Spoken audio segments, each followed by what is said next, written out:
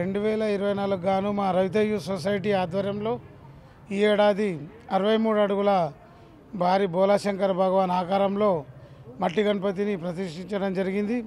అదేవిధంగా రాబో రోజుల్లో కూడా అంచెలంచెలుగా పెంచుతూ ఈ యొక్క గణనాథుడు ఇక్కడనే కొలువు తీరుతాడు. కాబట్టి నిజామాబాద్ జిల్లాలో ఉన్న ప్రజలు మరియు తెలంగాణ ప్రజలందరూ కూడా ఈ యొక్క స్వామివారిని వచ్చి దర్శించవలసిందిగా కోరుతున్నాం.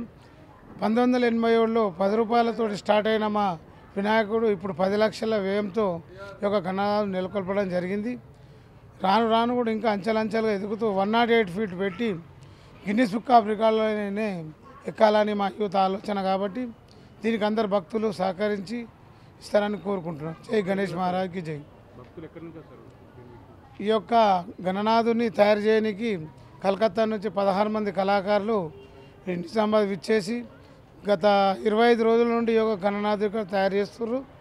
ఇంత షార్ట్ పీరియడ్లో ఇంత పెద్ద గణనాథుడిని తయారు చేయడం ఇది ఒక చరిత్ర. ఈ యొక్క గణనాథుడికి కట్టెలు, వెదురు బొంగులు మరియు అదేవిధంగా గడ్డి మరియు కలకత్తా నుంచి తెచ్చిన కలకత్తా మట్టితో ఈ యొక్క గణనాథుడు నెలకొల్పడం జరిగింది. కావున అందరూ కూడా భక్తులు వచ్చి దర్శించాల్సిందిగా కోరుతున్నాం.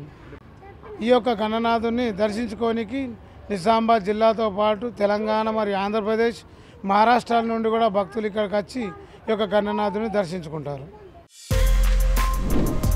For more videos like this, subscribe Big TV channel.